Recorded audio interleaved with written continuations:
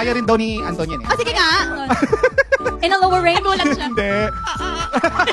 Parang iba yun. Pagbabalik mo dito sa Showtime. Siyempre, sobrang sayo.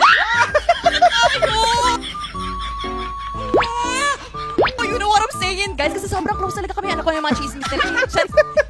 This is Anton, yeah. Parang may kulang. May kulang natin. Anton. Anton. Vincent. Tapos. Anton Vincent, housemate.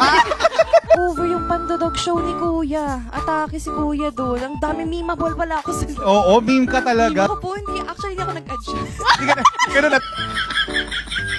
Talaga. Nakita ko talaga kung sino ako, guys. You know what I'm saying? And the people loved it. Correct. Oh, maraming salamat.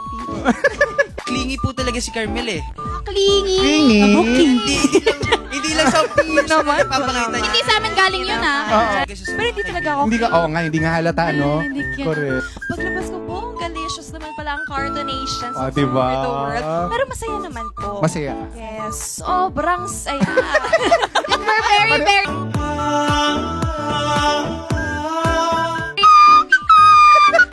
Sobrang 8-8, yeah. Sige ngayon, magpaka-demure nga muna. Madlang people, gusto ko pong magpasalamat sa lahat ng sumuporta sa Konting Energy.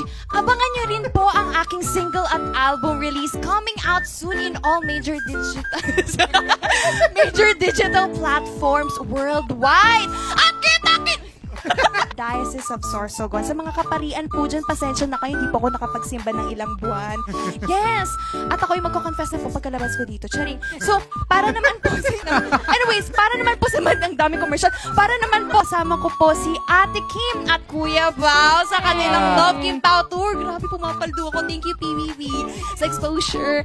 Anyways, April 24, Redwood City Fox Theater. Kahit nakalabas ako pang last evictee ako, Bugs Paldo.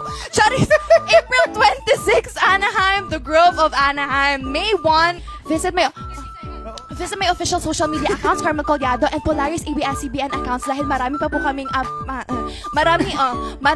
kaming surprises na i-announce soon. Thank you so much! Thank you so much, guys.